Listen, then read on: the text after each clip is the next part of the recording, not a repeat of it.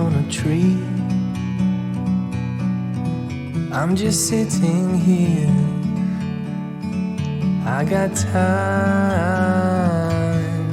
it's clear to see. From up here, the world seems small. We can sit together, it's so beautiful, you and me. We meant to be in the great outdoors, forever free.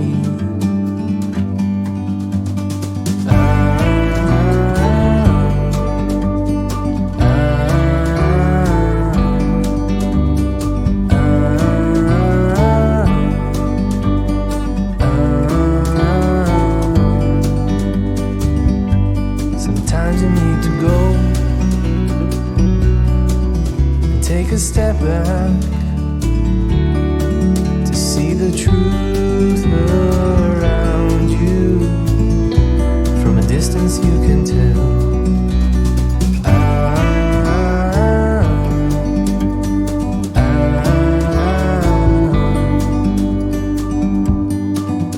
You and me were meant to be outdoors, forever free. You and me, meant to be in the great outdoors, forever free.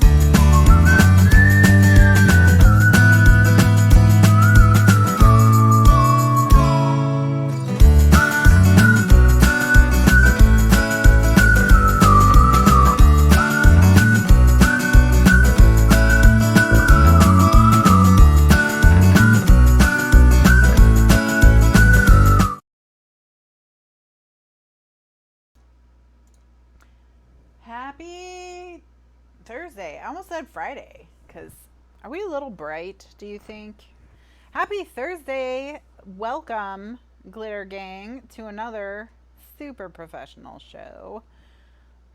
I'm just gonna turn the lights down one notch so we can see if we like it better, because this feels a little washed out compared to this afternoon. That's better, I think. Okie dokes. There we go. That looks more normal. All right. Hello, everyone. Hello to Donna Jet, who was our first chatter. Barbara Jean also came in early. So happy Thursday and welcome to Donna Jet and Barbara Jean. Priya is here. Hi, Priya. How are you? Cindy and Bev. Greetings to Candy and Carol Joan. Hello to Vicky from Australia. And Gretchen and Jonna from Atlanta. And Ella's here. Hello. Oh my gosh, YouTube had Donna on 144p. My goodness. Okay, so just as recap, if I look blurry, okay, I broadcast in HD, so if I look blurry, it could be your settings, and YouTube is putting a lot of people who have their settings on auto way down in resolution. So click the gear icon here to see what your resolution is, and try to bump it up if you're having trouble seeing. That page turned out so pretty. Thank you, Ella. I'm very happy with how this page turned out. So what we're going to be doing tonight, this is page style A3, the last of the page style A's for this. Holy Tiny Cat, you scared me to death. You look like a monster. Oh my gosh. Wow. Tiny Cat, why? Hold on. Let me get a picture of you so people don't think I'm just a wuss. So I turn around and this is what I saw. Like, she's so scary. She's just standing there scaring me.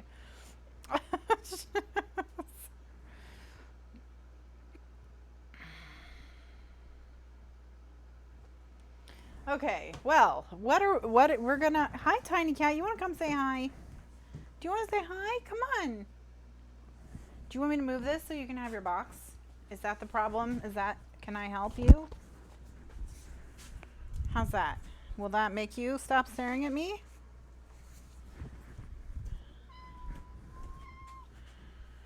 Aww, what's going on? What's going on, buddy? You blepping? Yeah. You just want some snuggles. All right. So what we're going to do is we're going to work on page style B. And page style B is mostly some envelopes. So I'm just going to pull up the album basics guide for this book in my box account. Excuse me. Sorry about that. So I can get the measurements for that. Come on, Tiny. You want to say hi? You want to say hi, everyone? All right, so make 6 pockets. All right, good. 6 pockets. So we need 6 of these.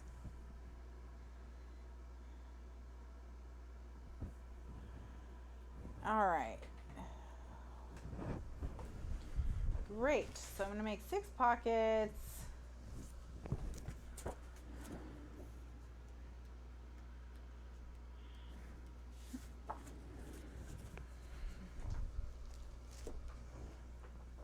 Come here. Oh, this is so sad, buddy. What's going on?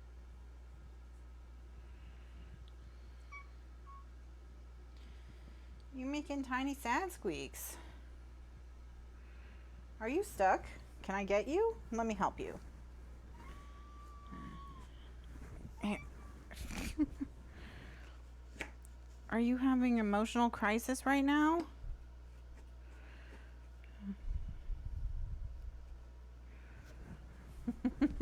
Your sound is so sad. I know. I know. It's she's probably not sad. She just always sounds sadder than she is because of how tiny her cry is, I think.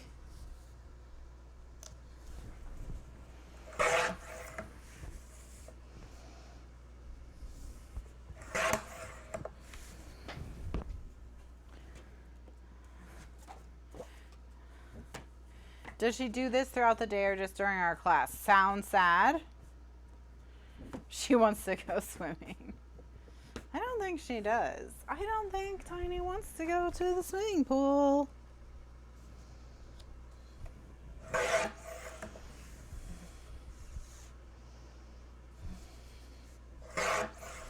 The reason I think she's not sad is because she's only doing it if I walk within a foot of her. So, like, otherwise she's just sitting there looking at herself like she's fine. Ow, you bit me. That's not nice. But I do understand that it's sad. I read that cats will try a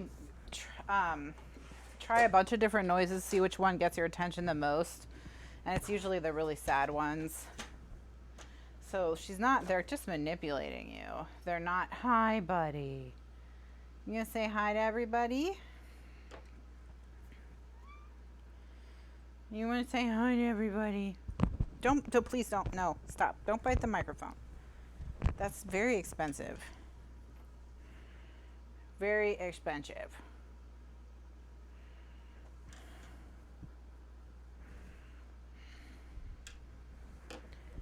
All right.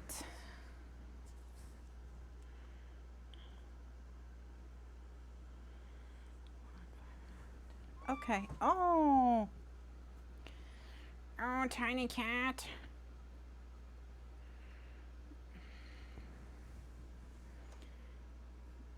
Well, I mean, of all the places you could have sat, this is probably... She's looking for some tape liner. That's probably what it is.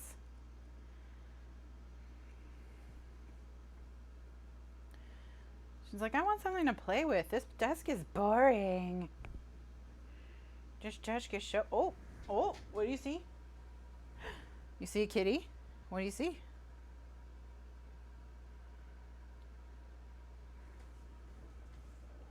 Here, let me move this for you so you can get over there.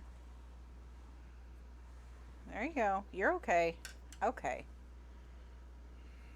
Okay, no. That's... Alright, Tiny. Can you go somewhere else? Now that you've had pets, do you feel better?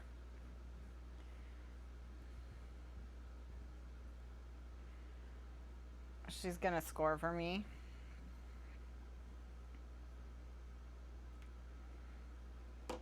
You're gonna hurt your little tiny teeths. Okay, move your butt. Did you drool on my paper? Is this your drool? Okay, can you go? There you go.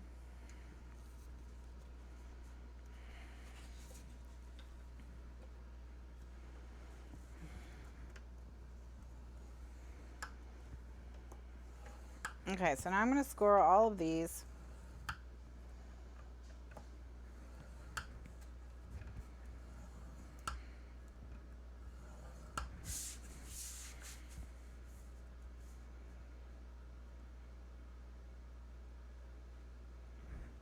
Do I score these on the right or the left? What did we learn from last time?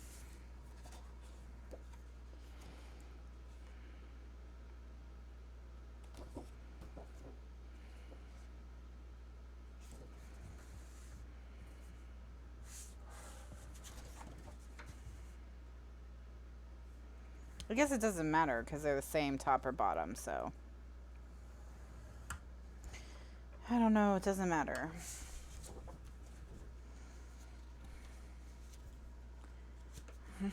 We'll figure it out later.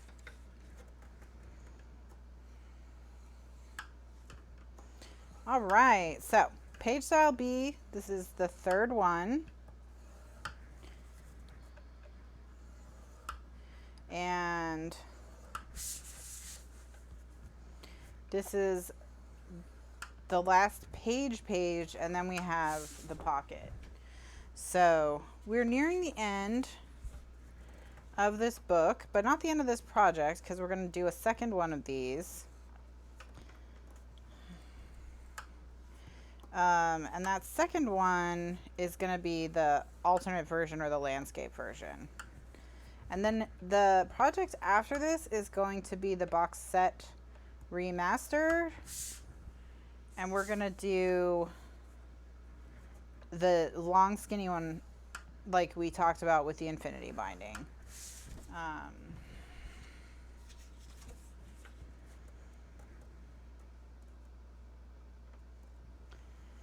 Yes, Margaret, the scores do go alternate. I'm not doing it to be fast and lazy, but for best, if you wanted it to look the best it could, you would alternate between mountain and valley, which would mean you would just do the two on the ends and then you would flip it over and do the one in the middle. Oh my gosh, Tiny Cat is sitting silently and creepily on my trimmer staring at me now. Oh my gosh, Tiny Cat. Are you trying to give me a heart attack? She's trying to get me.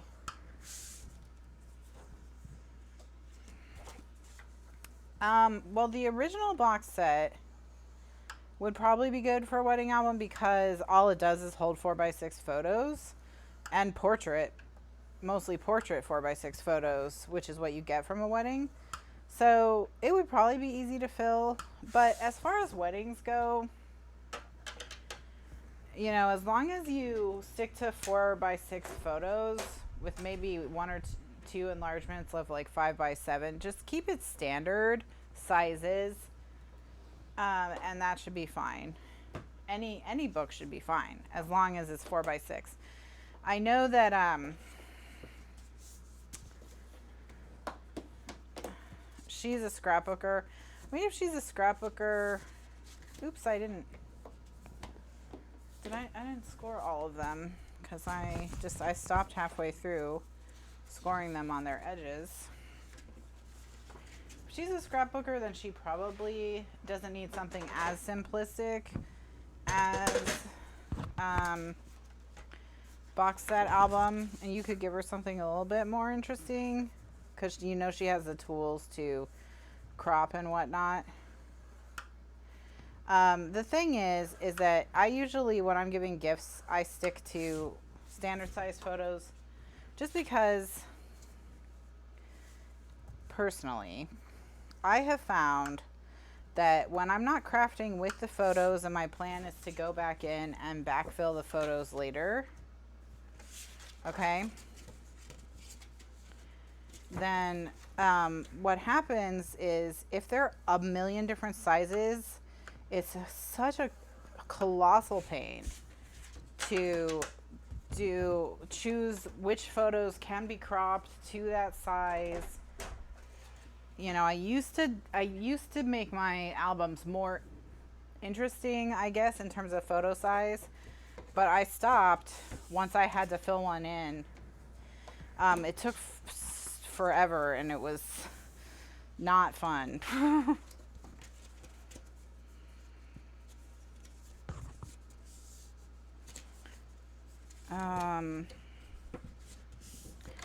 Okay. Yep. So ultimately, they need to end up like this, where they fold together like so. Yeah. All right. So what we're gonna do is we're gonna keep this one, and we're gonna cut this one and this one. So we're gonna keep this one, cut, and then on this side we're gonna cut an inch off. So it's coming back to me. It's coming back to me.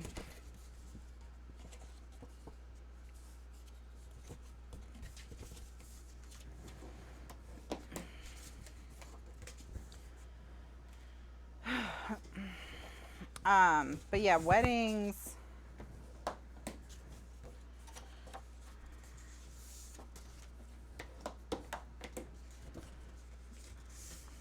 You do want enlargements.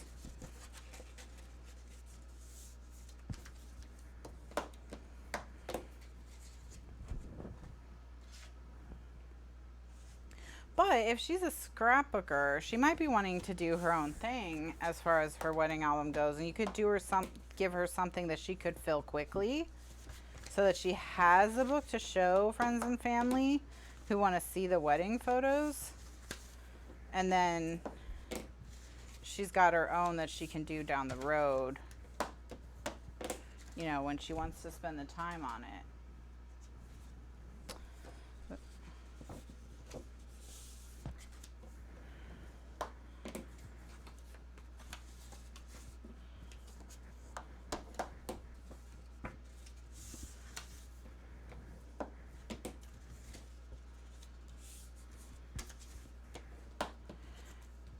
Yeah, I did 4x6 for my mother's album.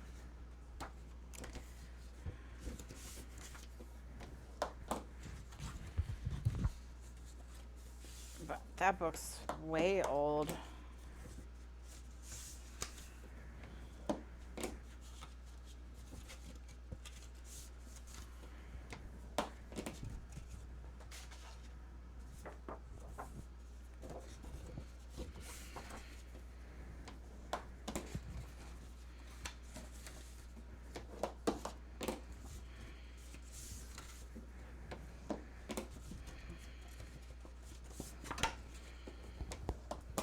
All right, so here we go.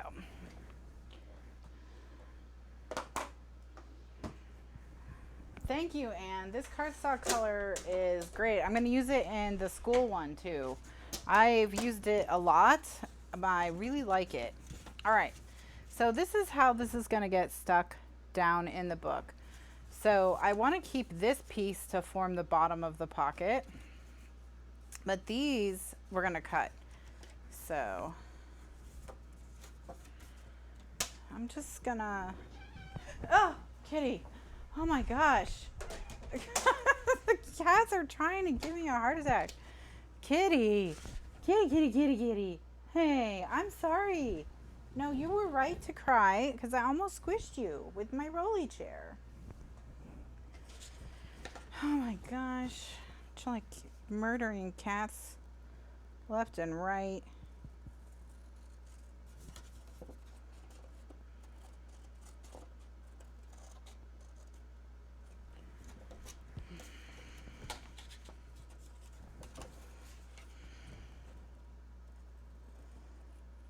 I didn't actually squish her. She was just letting me know she was there. Okay. Oh, okay. So I think what Gretchen was asking was, will the upcoming box set album make a good wedding album so that she can use the upcoming box set album as her wedding gift? Is that it, Gretchen? Did I get that right? Because if that's the case, then yeah, sure. Absolutely. Especially because it's going to be in a box. So, okay, thanks, Gretchen. Okay, we are with you now. Or at least I'm with you now. I think I've got it. The answer is yeah, you totally could. There's going to be tons of room for photos, and it'll be in a box, which makes it a nice gift.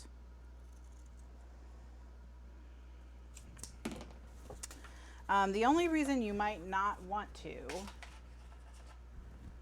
would be, I'm going to be trying using book cloth because it will be so oversized, and that's like, and book board again, because it'll be so oversized.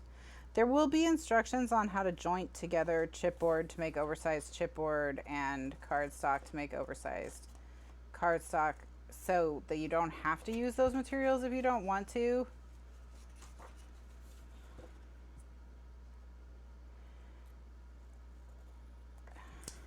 but they would look really nice in a gift album.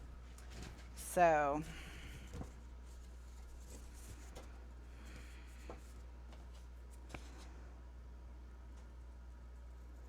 although when I planned that, there wasn't an apocalypse. I better start locating bookboard.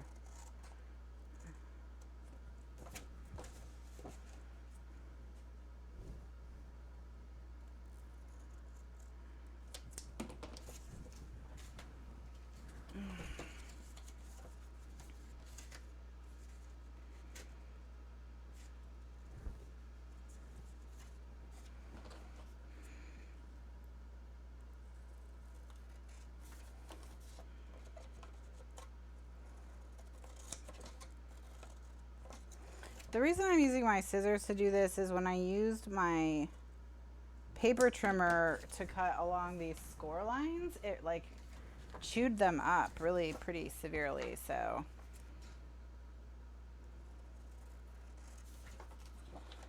I'm using my scissors for this part so that it doesn't get all chewed up like last time.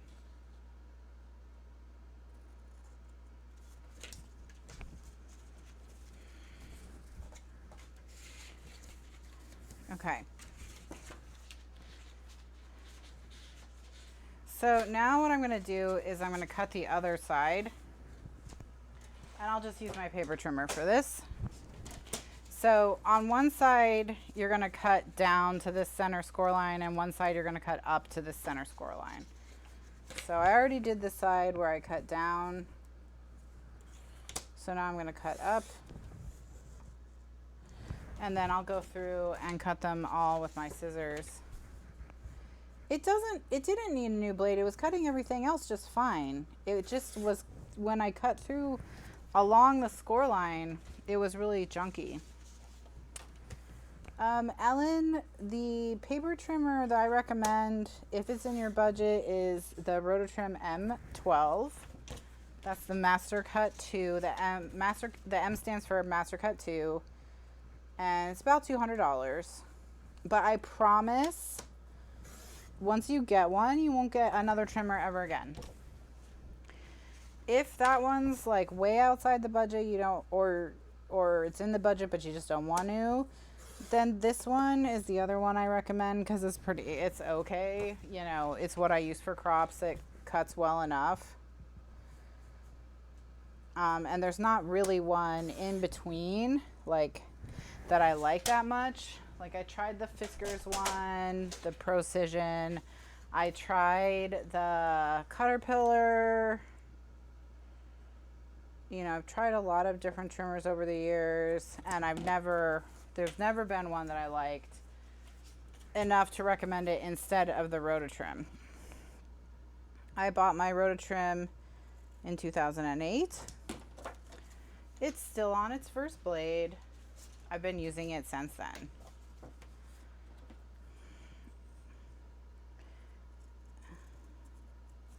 And I have donated a Caterpillar that I got for crops because it sucked and I couldn't deal. Same with the Procision. So I know it's a lot, but if you think about all the money you've ever spent on trimmers, if you spend $50 here, $50 there, trying trimmers that never make you happy, you know, you can just get a Rototrim and save yourself the stress.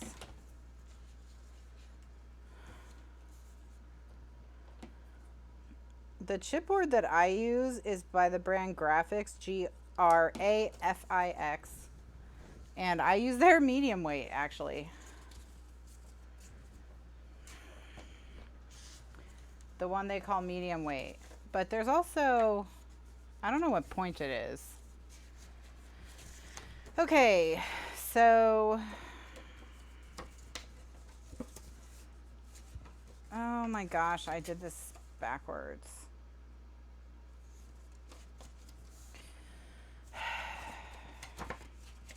Nope, I fixed it. Okay. All right, so you want it like this,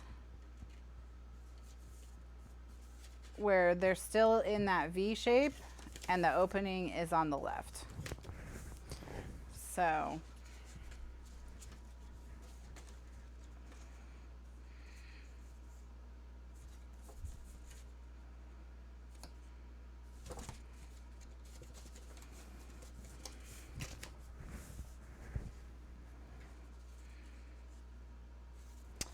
Chipboard is probably expensive right now because it's a lot of chipboard is manufactured in China. It's hard to get goods from China right now, unless you're just talking about a gradual increase in price.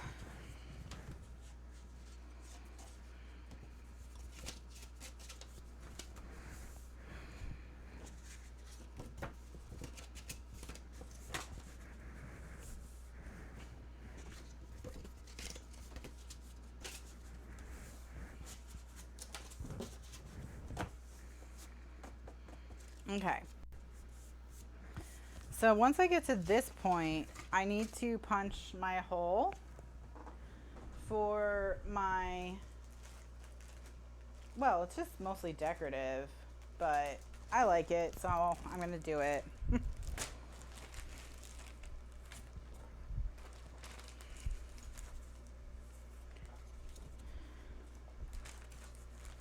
So I'm just going to grab my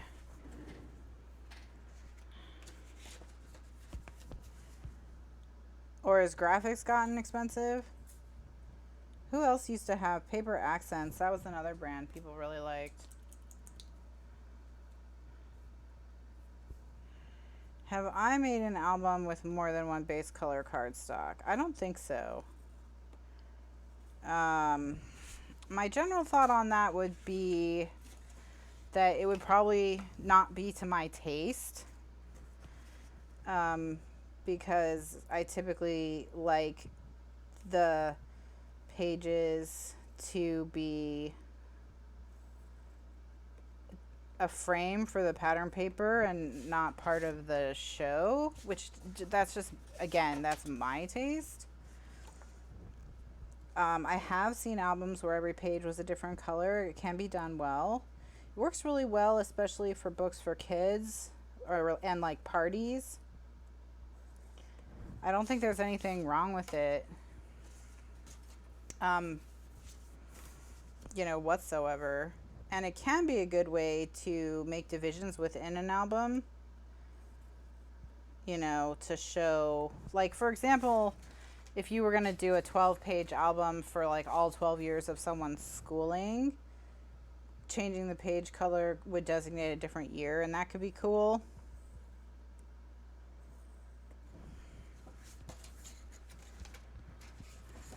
So yeah, there's not a reason to not do it if you think that you would like it. Like, if you've seen one that you like, then I would go for it.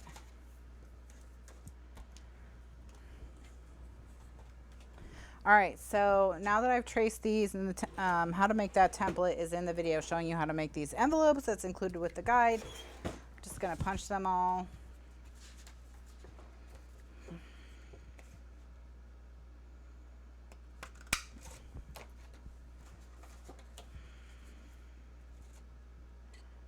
Now, I do have theme albums, like 12 by 12 albums, where all the base pages are not the same. But they're 12 by 12 pages, within a book. So they're usually, you don't see too many of the other ones, and there's not really a binding per se, because it's usually just rings, which is what I like, or posts.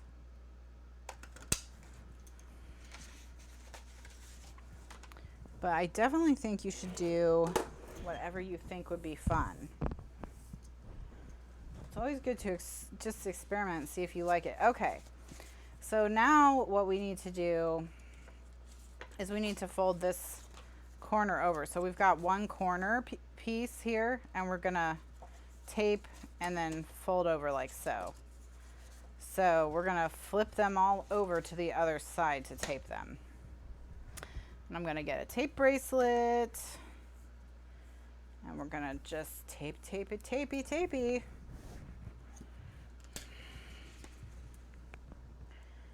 So yeah, I have to, I started designing the pages, or working on trying to think of what I wanted to do with the pages in the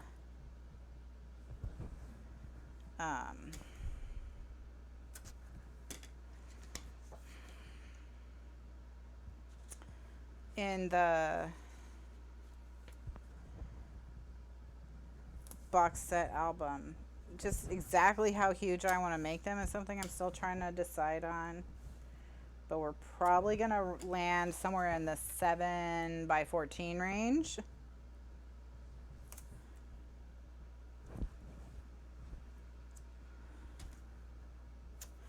A not rat raft. Different color page bases for the different ports of call. So yeah, so Jill said that she did a mini album for a not rat raft, or just a raft. And she did different colored base pages for the different ports of call. So that would be an example of how you could really use colored pages well to designate different segments within a single album.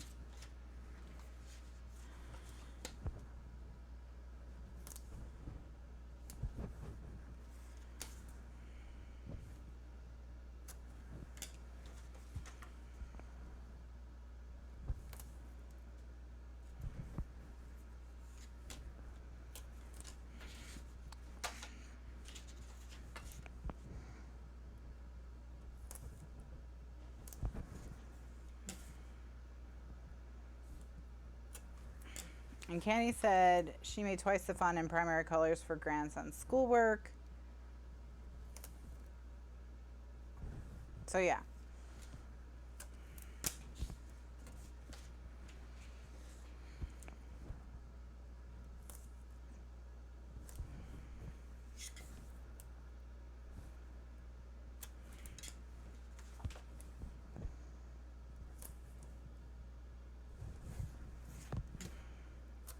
All right, so now that I've gone through and taped them all on one, I'm going to go through and tape them again with the 3/8 inch tape.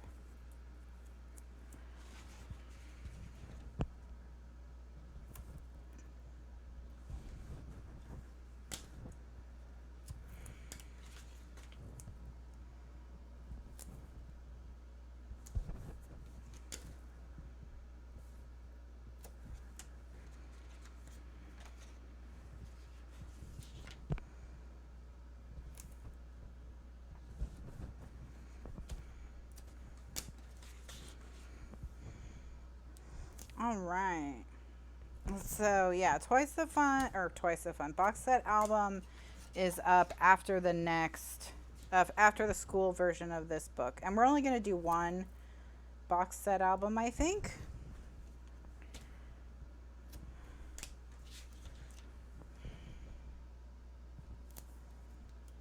And then we'll be using the infinity binding.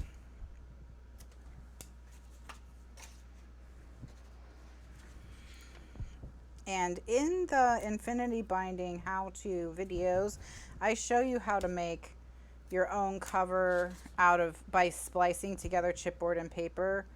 And it's 18 inches long, so it's really quite long.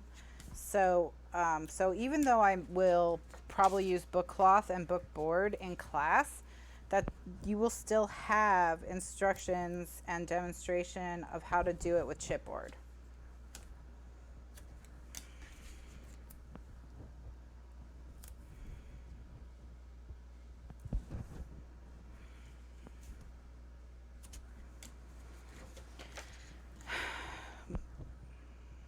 I mean, that's going to be a couple months, because even with only 3 pages, this album still took me a chunk of time, 2 months. It'll have taken probably, because I started it in February. So, all right, now this is a template, and what I want to do is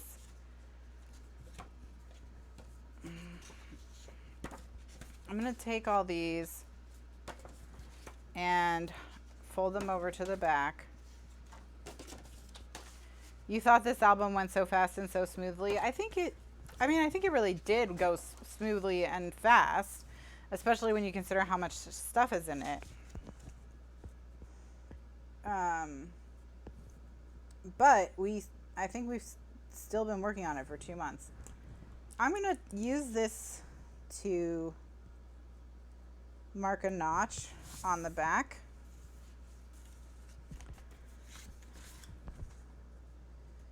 And I think I'm going to cut the notches by hand so that I don't notch my tab that holds them all in place.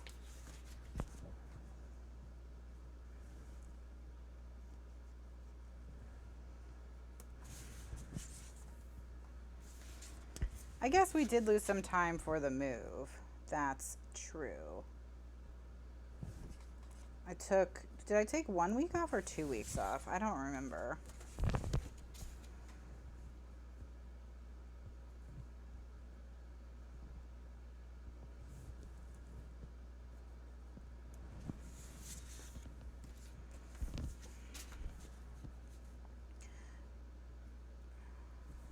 But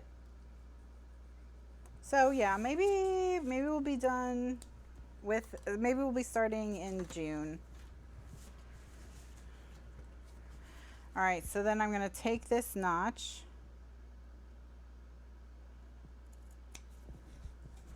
and I'm going to cut it.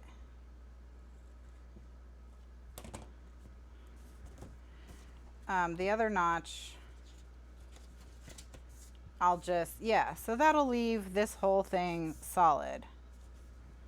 See? I'll just do the other one with the actual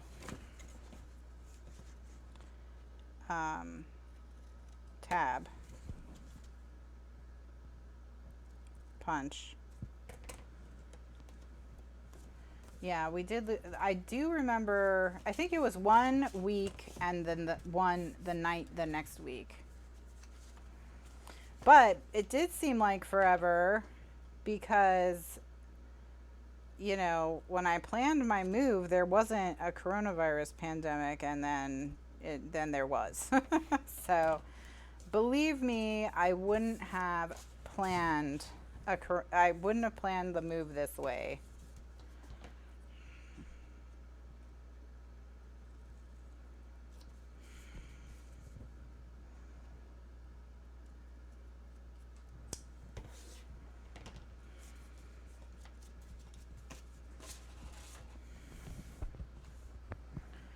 It felt like forever when I was sick with the flu. I think that was only 2 weeks, though. That was horrible. Especially because we had a fun time on Scrappy Bowl and then bam, bam. And it knocked me out. But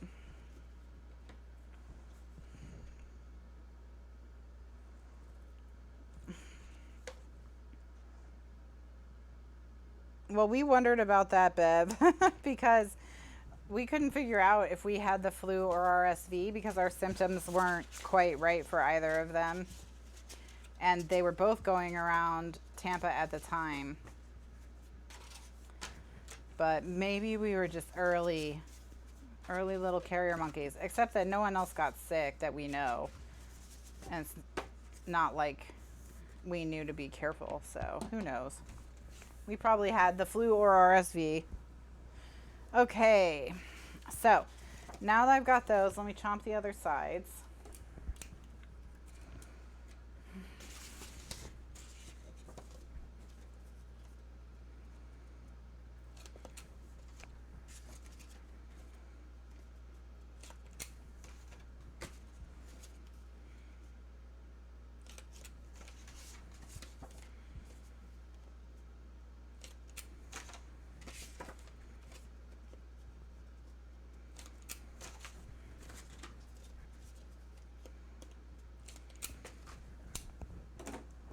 All right, so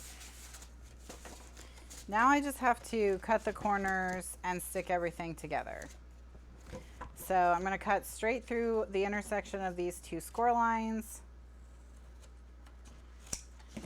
so that when I fold them over, they form a miter.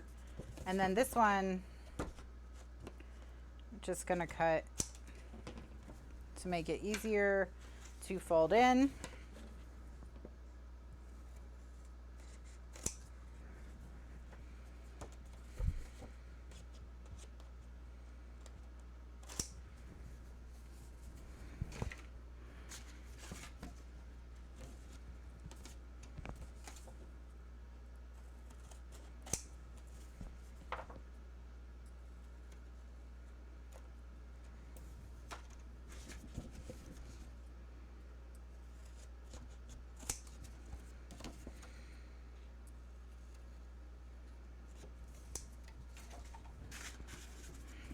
And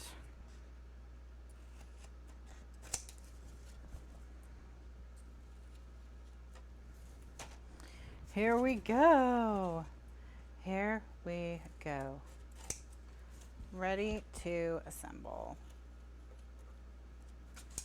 All right.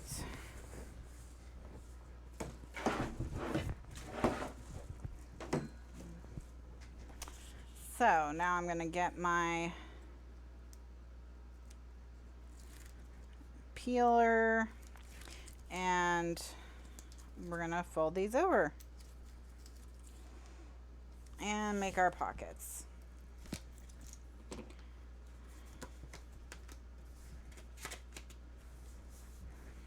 And that's it. So that's the pocket.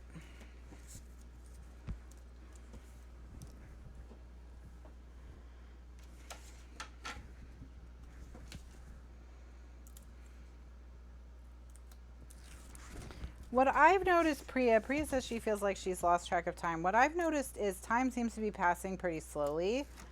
And I think it's because there's very little variety in our days, you know? Because we're just staring at the same walls all day and the same people.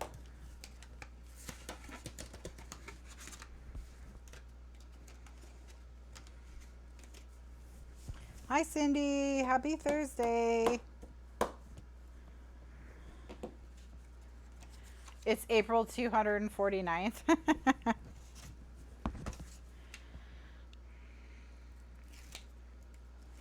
Some people on my feed have gone totally bonkers. I'm just like, whoa, you were not made for quarantine.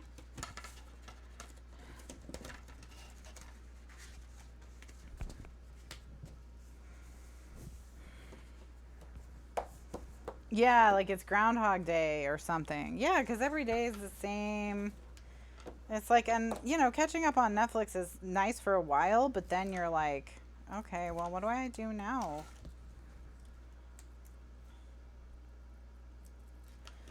I need to get Animal Crossing. Maybe I'll get myself a copy tomorrow.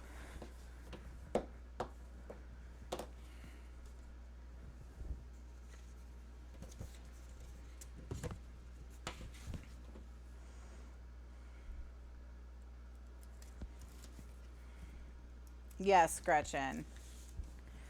Yeah, cooking hasn't been something that's been a problem for me. If anything, I've been cooking less because of the move, you know?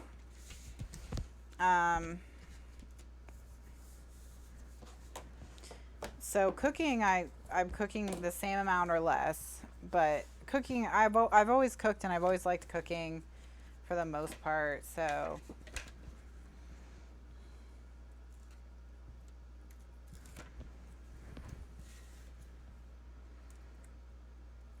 Cindy says she's not having day problems, but time problems. Yeah, like sometimes you're like, oh, it's gotta be 9 o'clock at night and it's like 2 in the afternoon. Like that.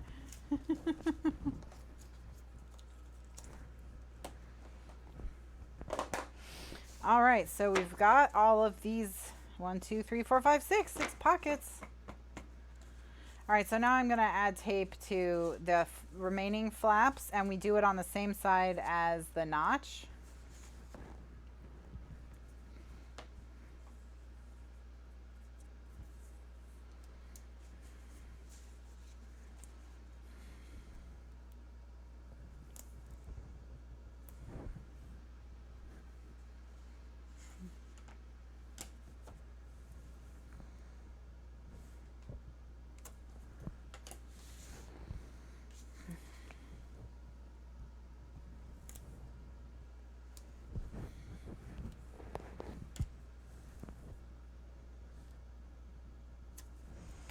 I'm about ready to start a really long book series.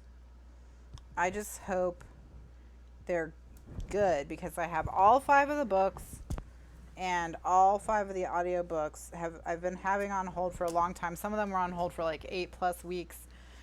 And now that they're all, like I'm getting to be number 1 in line for all of them, once I'm number one in line for all of them, and if I'm number one in line and I'm not ready for the book, my library just skips me, but I stay number one, you know, so like the number two person will get it early. So I'm not like holding anyone else back, but I keep my place. So I've been doing that with all of them, and I'm getting ready to start. And they had better be good, because I got like 120 hours. You thought I was always number one. Well, I maybe in your hearts, but not in the library's heart. The library doesn't like me as much as you.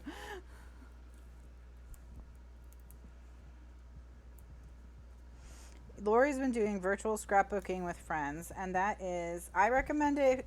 I recommend it. You can totally do it. It's super fun.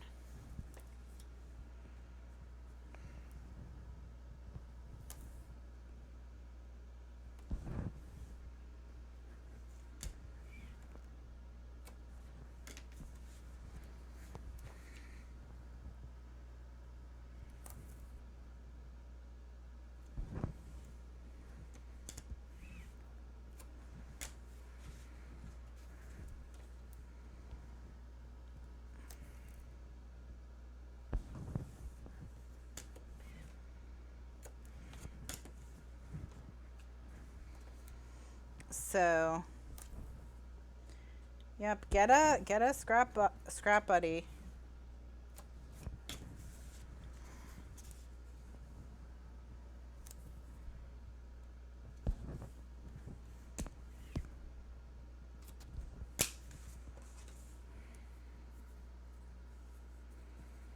All right, so now here we go. Now they're ready.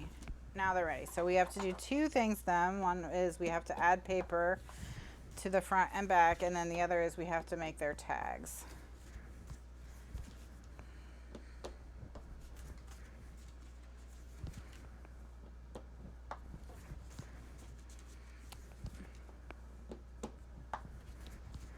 All right, so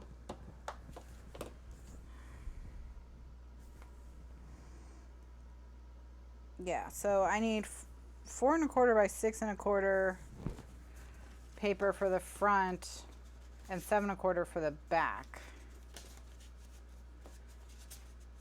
What have I been doing to the back?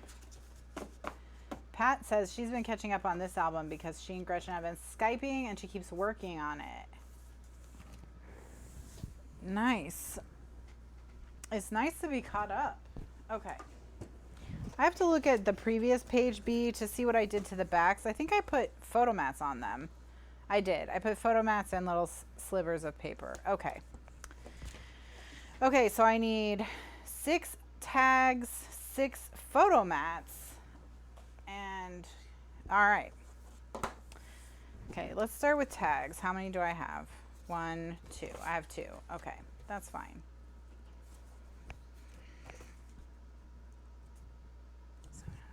Okay.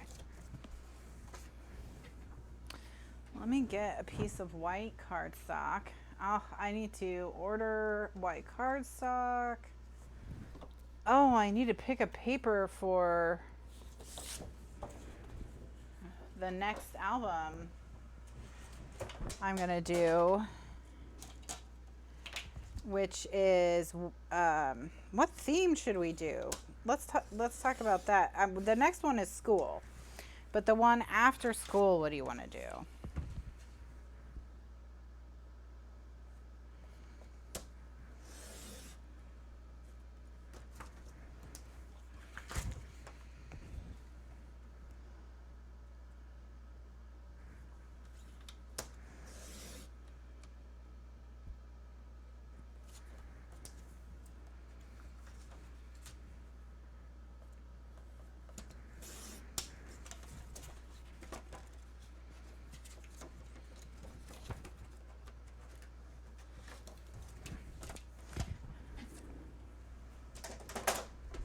Barbara Jean has mastered the pinwheel.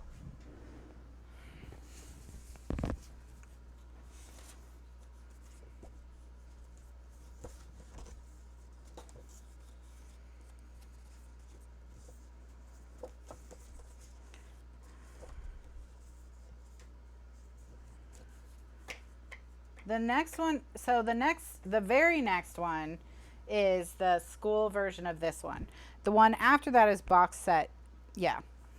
So it's what it would be, a boxed set. We're going to do 3 books, and I think what I'm going to do is 1 page style per book, or 3 page styles that we can mix and match however.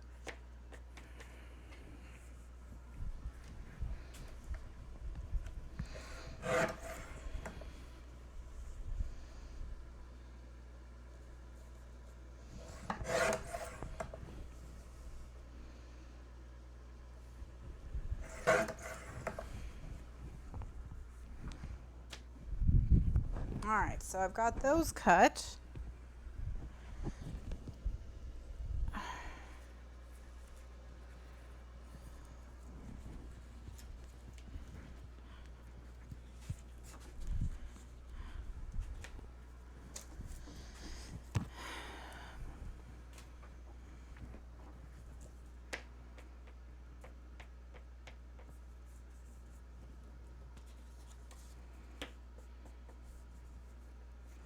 All right, so I'm gonna mark with a pencil and just punch them all at once.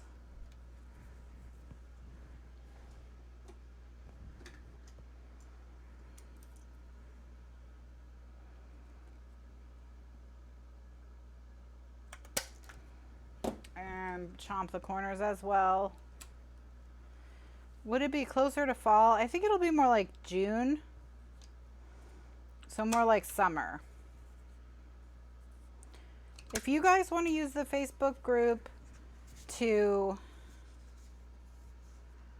plan get-togethers, Skype get-togethers, you absolutely can. That's no problem. Okay.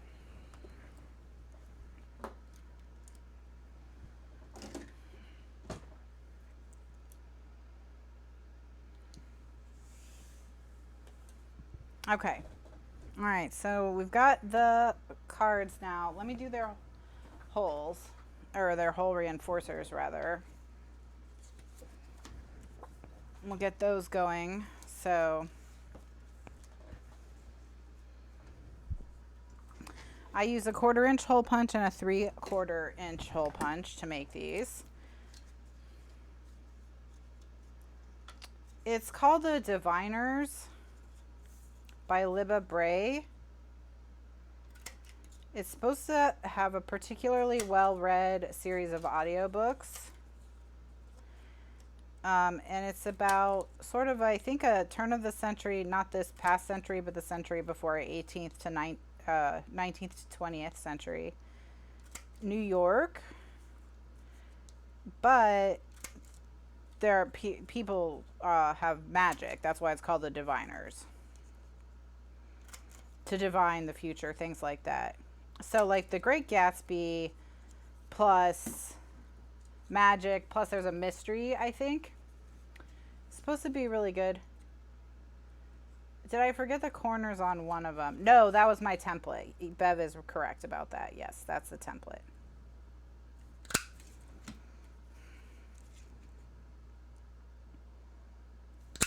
For where to put my hole, so I wouldn't have to measure each time.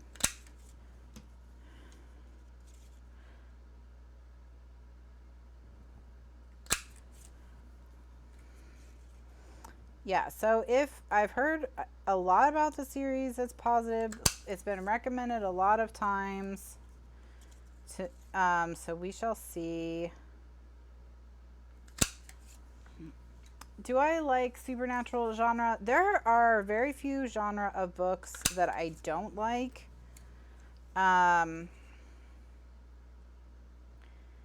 I'll read pretty much anything. I'll watch pretty much anything. I have limits, but and there's genres that I haven't found books I love as much as other ones, like contemporary romance, and I have had a rocky time.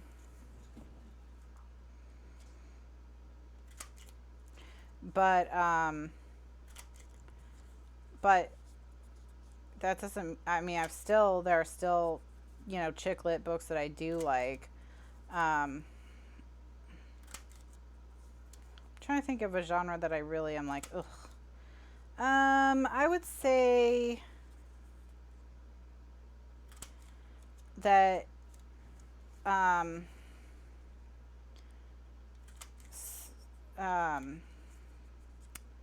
like really hard sci-fi, like people on a spaceship exploring a planet, and it's all just like scientists talking science all the time. I probably no, I don't think that's not necessarily for me. Which is not to say that speculative fiction I have a problem with. I actually really like speculative fiction, but what I like is when they're using a science fiction or fantasy setting to talk about something that's real here. So that's why I like Octavia Butler so much, I think, because she writes science fiction, she writes fantasy, she writes speculative fiction. You know, or she wrote, she's no longer with us, but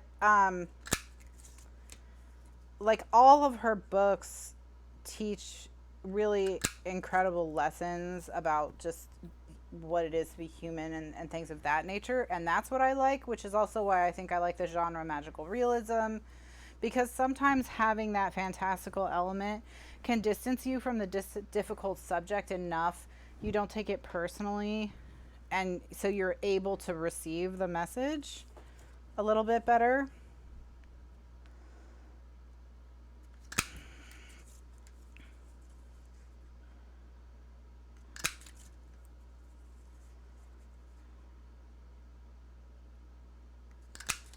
If that makes any sense.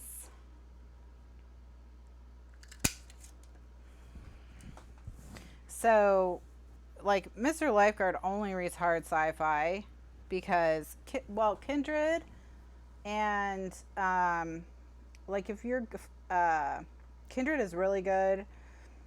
It's also really great graphic novel if you like graphic novels, or if you don't know if you like graphic novels, that's a good one to start with. 9. Okay, I've got to do 3 more. Oh wait, no, I don't. Yeah, Cindy. Cindy says she reads romance when she wants to check out from life, even the task of thinking while reading. Yes, that's what I would like. Mysteries or chick lit that's not necessarily like romance, but there are romantic elements or something like that. Something like, well, like Sophie Kinsella would write. Although I haven't read any chick lit in a while. Recently, I just read a bunch of thrillers and mysteries, and they were hit or miss. I read Head Full of Ghosts by Paul Tremblay, and The Chalk Man by C.J. Tudor. I am reading Unraveling Oliver, which we're reading for book club. I read Final Girls and Lock Every Door by Riley Sager. Lock Every Door I don't recommend. Final Girls was okay.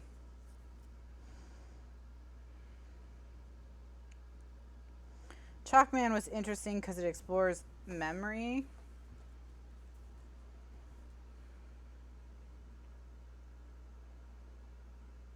Well, you can like Cabin at the End of the World is on my list. Cindy, you think it's just okay? Have you read Library at Mount Char? A little wordy. I want to read, let's see, well,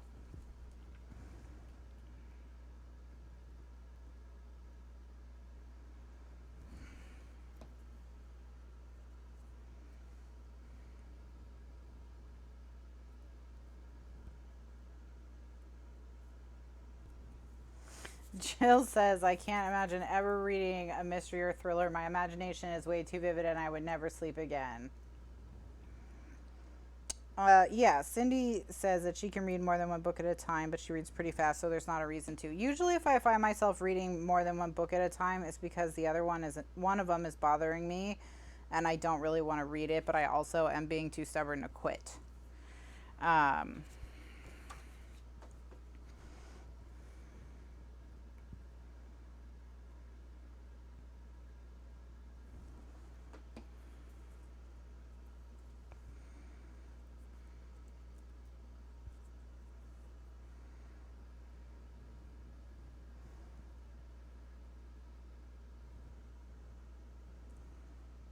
Not a fan of digital reading. I don't like reading on a tablet, but on the Kindles with the screens that are not backlit, so like the Paperwhite and the Oasis, with the digital paper, those are fine. I don't have a problem with those at all. They don't make my eyes tired at all because you're not looking at a screen. You're not looking at a screen when you look at those. So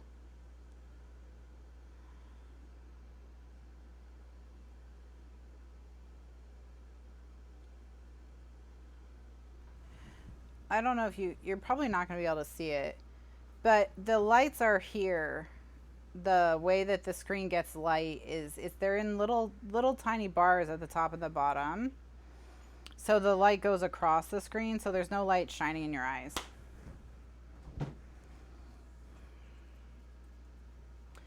And that's what I got into it because I was bothering Mr. Lifeguard by reading paper books with a light on. And when the digital paper came out, I was like, this will probably work because it also won't keep you up all night.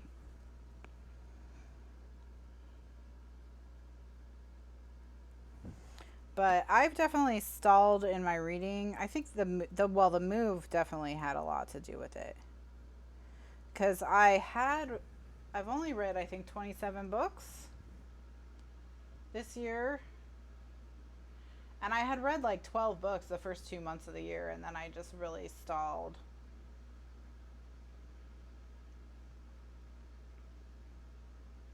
"28 books. The last book I read was Night Film. That was a mind bender. That was a mind bender for sure.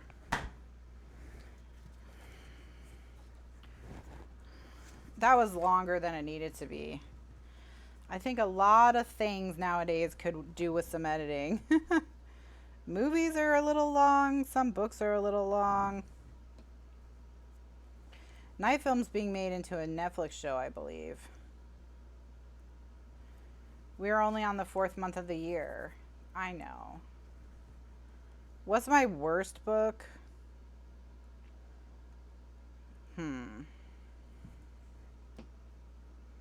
Of the year? I mean, so far this year, I think I could find, because I can just scroll through this and see. I gave Perfume 2 stars. I gave I Believe in a Thing Called Love 2 stars, and I think that was very generous. I gave Pride and Prejudice and Other Flavor 2 stars. I think that was generous, and I was really pissed at that book because it sounded so interesting. See, the more interesting I think a book is, the more mad I'm going to be when it's not. But I'm pretty picky about books ever. The book I hated the most ever. 1, 2, 3, 4, 5, 6. Is Perfume is the book that the creepy movie is based on. Yes.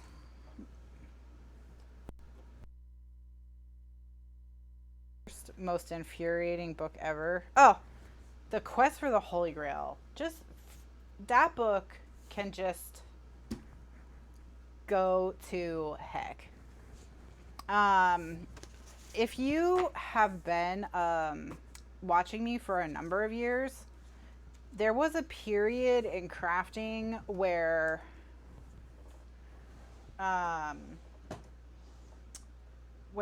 using pages of books was really popular and inking them up and spraying them and stuff. And I mean, I'm sure it still is popular in some places. I just don't do it that much anymore. Anyway, I used to do it a lot. And the book that I would use, I would tear up real books and that would really upset people. But the book that I would always tear up was A Quest for the Holy Grail, because I just hated that book in college so much. So much. I hated that book. Ugh, that book sucked. That book is so friggin' bad. I can't even explain to you like how it's just so terrible, because like, okay, it's like basically where it starts is after Lancelot and Guinevere's affair has been caught, and Arthur has decided not to, divorce Guinevere and not to kick Lancelot out of the Knights of the Round Table. And this book was written in like 1000 AD. Okay, so it's a really old book. But I've read books from 1000 AD that are not as bad as this. Because, like, for example, the Song of Roland, which came out around the same time, is actually pretty entertaining. And they're both French. Both medieval French. But The Quest for the Holy Grail, this is how it goes, all right? So King Arthur's like, all right, we did whatever it was, our goal was as 12 united knights at this round table here in England to do. So now what I propose is that we all separate and we all go and we find the Holy Grail. And that's what they do. So they're all just walking around France, I think, because they think it's in France for some reason, probably because a French guy wrote the book. And they're all just walking around looking for the Holy Grail. And I'm like, why is it in France? Like, why are you looking in France? Why would it be there?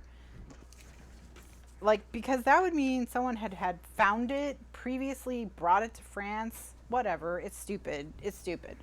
Anyways, they're all looking at France. They're all boring because the whole book is all about, well, the Holy Grail, but like, you have to be holy to touch it. So they're all trying to be holy all the time, which makes them exceedingly boring, because perfection is not interesting to read about. It's not great if everyone in the book is as good as Jesus. Like, the reason why Jesus is interesting is because he's surrounded by people who are not perfect, right? Who are not perfect sons of God. So when everyone is perfect, the book is boring. And the worst of them all is friggin' Lancelot. Because all he does is whine about how nobody likes him anymore, which duh. And then he falls asleep and he'll have a dream. And then he'll be like, I wonder what this dream means. And then he'll go walk 6 steps and there'll be a holy hermit sitting on a rock. And he'll be like, oh my gosh, holy hermit. So glad I found you because I just had a dream that I could use some interpreting. And then they will interpret it for like 50 pages. No one wants to read for 50 pages what a hermit thinks of your dream, Lancelot. Why are you such an egomaniac? So anyways, yeah, that's the worst book I've ever read in my life.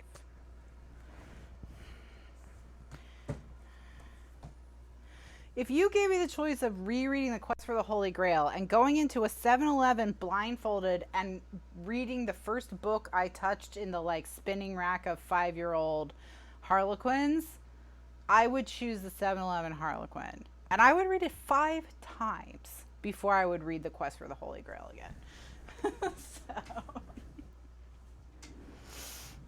So yeah, that's the worst book I've ever read, for sure.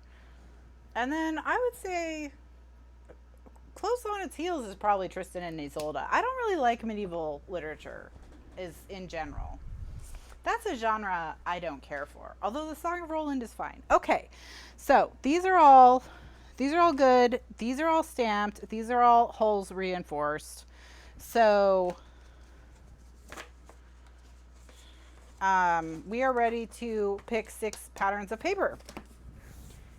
Oh, you guys are gonna skip The Quest for the Holy Grail?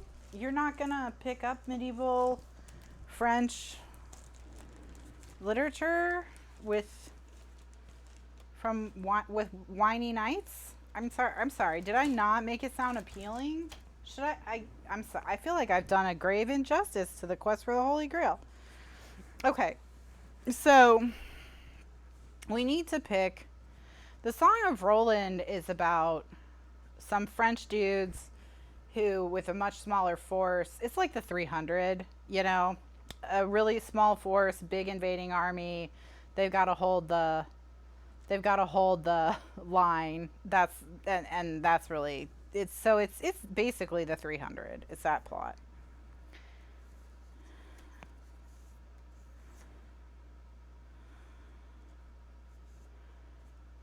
See, when I leave myself notes like this, I'm like, why? What does this mean?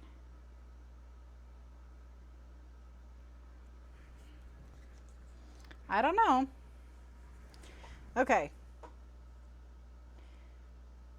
If you ever want to get kicked out of book club, you can recommend that. Oh yeah, maybe when I'm like, what genre of book do you want to read for me? You can all be like, medieval literature, specifically French. Okay, so we need 2 patterns of paper. One as this sort of side accent piece, and one as the one that goes, you know, through the pages. So first let's pick those out. And we can really pick anything we want. I think I'll pick this for the side piece. Actually, no. What if I chose the wood for the side and the blue stripe for running down? Or should I choose the wood for running through, the wood, and then a stripe on the side? The blue stripe? I like the wood and the blue stripe. Do you guys like the wood and the blue stripe? Or do you want it to be like the wood and the blue stripe? This is super busy. We have to have the wood running down because look at all the patterns. We're gonna have all these patterns. If there was a stripe in between each of them, that'd be way too much, I think. Way too much. So we're gonna do small stripe and wood. Sorry. Overruled. But you can have the stripe. It'll just be on the side. All right. So, yeah, I'm overruling you. I know you're shocked. I know you're shocked.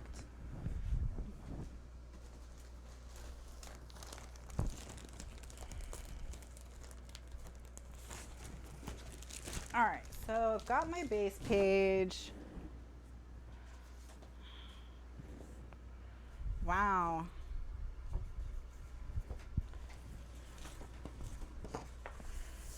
So I'm going to cut a 2-inch strip off it. I don't think I actually need that much, but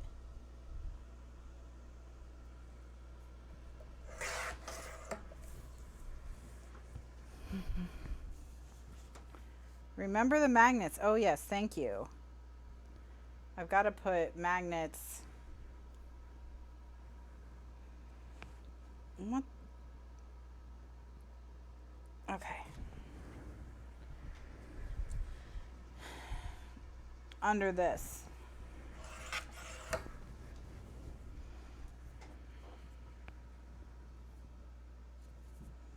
All right.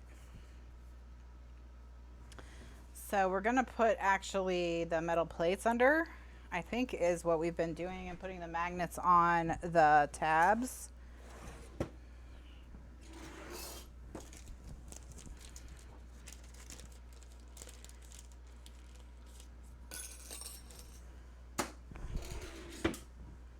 All right. So let's do that.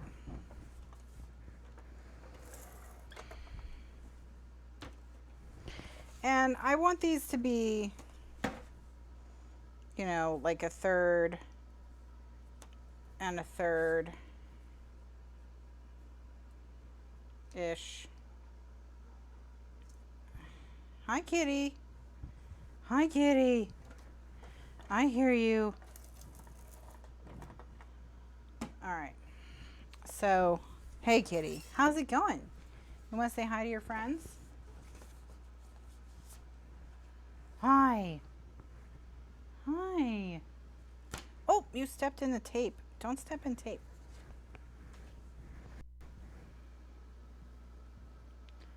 There you go. Oh, look at this pretty kitty.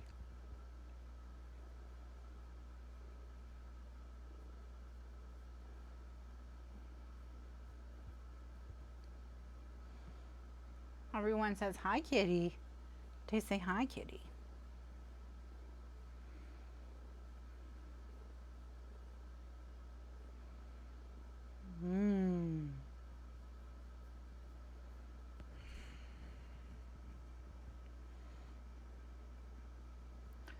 See, she's back on her routine now. They're getting back into their old routines. Both kitties in one day. I know this. What do you see? What do you see in that corner? Is there a tiny cat over there?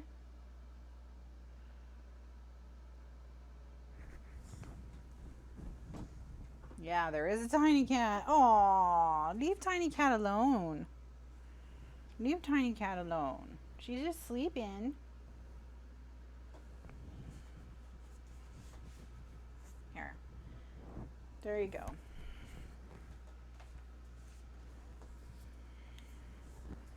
Hey, Tiny. How are you doing?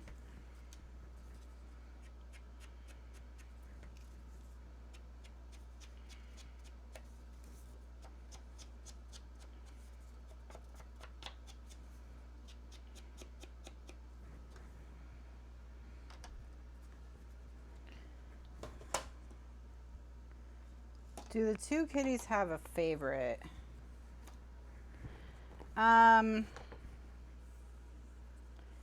Tiny Cat doesn't. Anyone who will hold her and pet her, she just really wants affection. She doesn't care where it's coming from. So, you know, she's just not particular. Kitty, I'm probably Kitty's favorite, I would say. But anyone who gives her food, so she's pretty easy to bribe. And she wants to, you know, stop by everyone's room and say hi and things like that. So, I mean, yes, me probably, but it's pretty narrow. You know, they're not too, they're pretty spoiled, so they expect everyone to, I know Kitty is on a diet, but she's doing fine. She's actually doing okay with her diet. She was really unhappy about her diet at the old house, but she hasn't been complaining about it here, and I think it's because she's like still like checking everything out, you know what I mean? Like, it's interesting still. Can't find my bone folder, so don't know where my bone folder is. Oh, there it is. It's behind the ATG, that's why.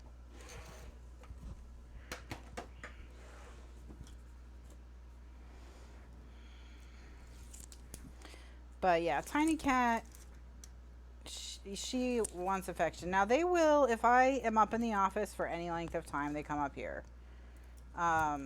They don't like me to be on a different floor. than everyone else, I think. Like they want to keep us all kind of herded together so they can keep an eye on us.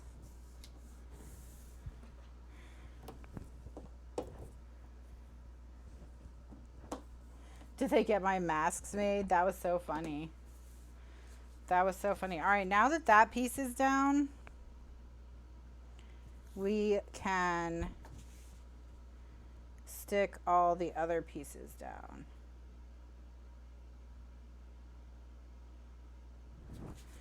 So I'm going to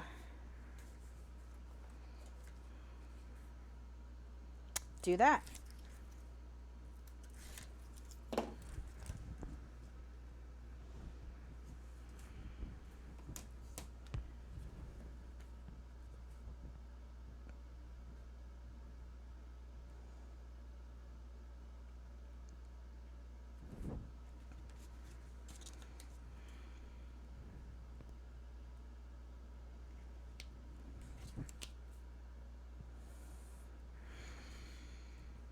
All right, piece number 1.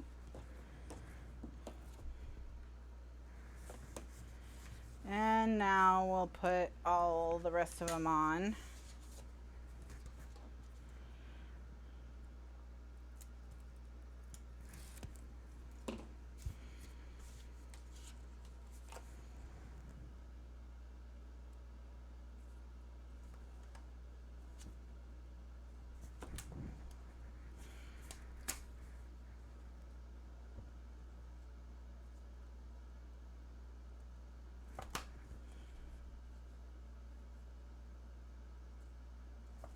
Okay, so what I'm going to try to do is keep this edge as straight as I can.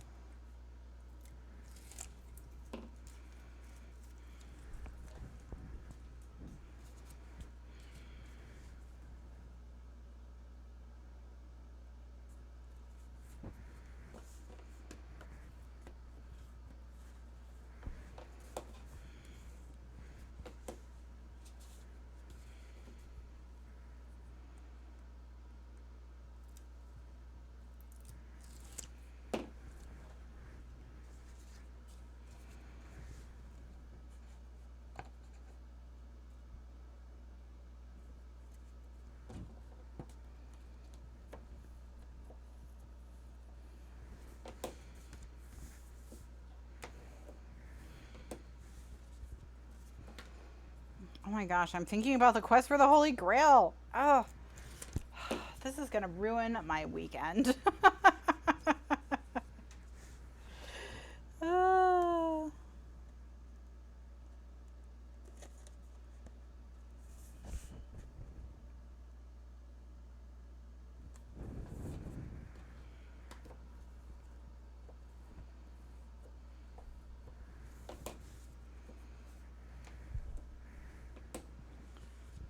What's the best book I've ever read?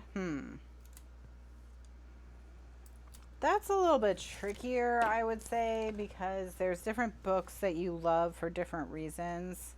Like I love The Girl of the Limberlost. I read it at a, when I was younger, and it just made this huge impression on me. I read it so many times,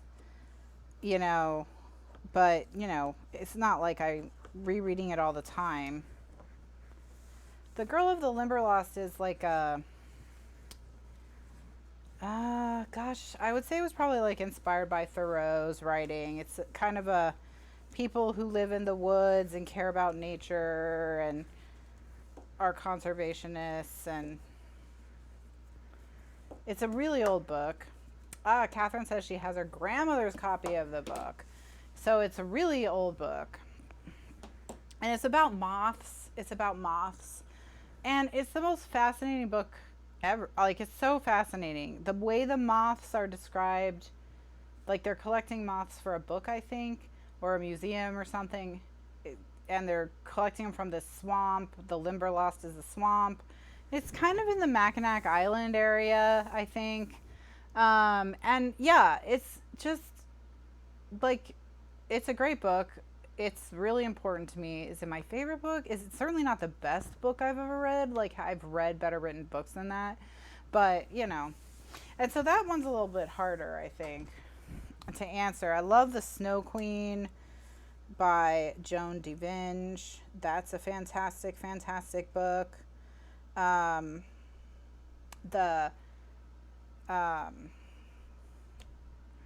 the company, Starbucks, their name comes from that book. So that's, and the reason their logo is a mermaid is because of that book. So, you know, that's a piece of trivia for you. The Wares of Pern. I read a lot of the Pern books. Those were cool. I wouldn't say any one of them was my all-time favorite of all time, but I don't dislike them. Of course, Anne of Green Gables. 1 5/8. Isn't it interesting that a book about moths is fascinating, but about a book about the Holy Grail is boring? Oh, true. I mean, true. I don't understand why a book about the Holy Grail is so boring. But maybe it's all the fireside chats with the hermits. Okay. Maybe hermits just bring down a tale, you know. So. Oh, Crime and Punishment. Because Crime and Punishment was what made me explore Russian literature, and I love Russian literature. I love so many books, and so because that was my entry into it, I would say Crime and Punishment definitely ranks up there. Magical realism, I think The Shadow of the Wind was the first book of magical realism that I ever read that I understood as magical realism. So that is important to me, and also for the similar, because I read it around the same time, and because it also sort of cemented my love of magical realism, The Tropic of Night. Same author for both of them. No, not the same author for both of them. No, totally different authors. My bad.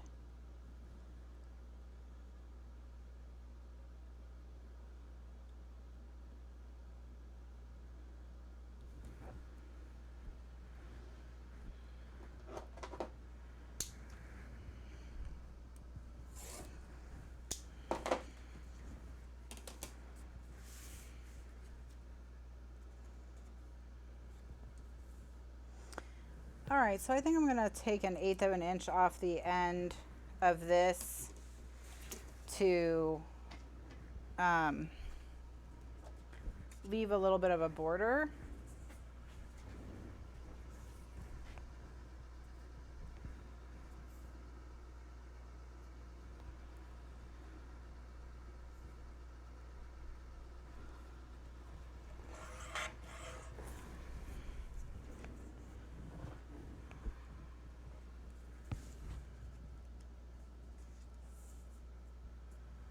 It's not just a book about moths, too, because it's a book about, like, what it's like to live in a swamp, which, I mean, first of all, sounds really, like, you would think that that is something that would sound super unappealing to me, since I don't like, you know, birds or insects or the outdoors or whatever, but the book is just crazy.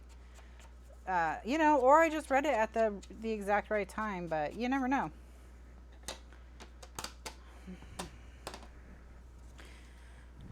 You never know. So a huge part about books that influence you and that you're emotional about, I think, has to do with when you read them, how they struck you, you know. Like, I told you that I read A Little Life by Hanya Yanagihara, and that it, like, really, you know, it didn't hit me the same way it hits most of the people who read it.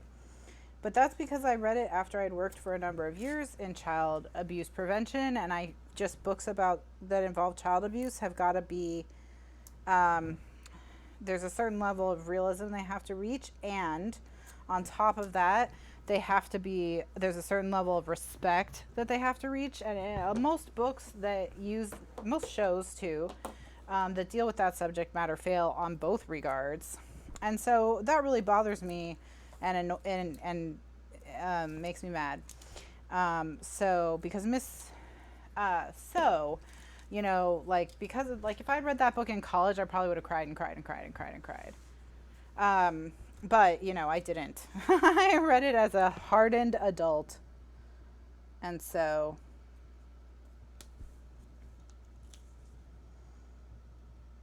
you know, it didn't strike me the way it struck a lot of people. So I think there's just, not only are there books that are right for you and books that are wrong for you, but there are books that might have been right for you at a different time, at another time.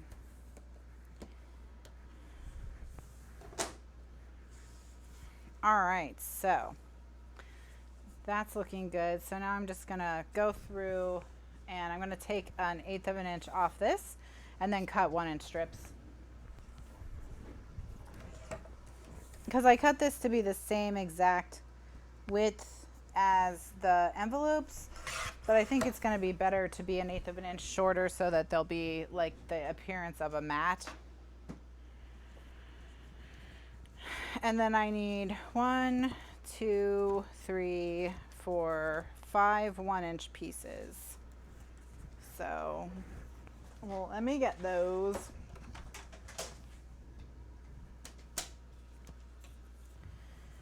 Yes, that's true.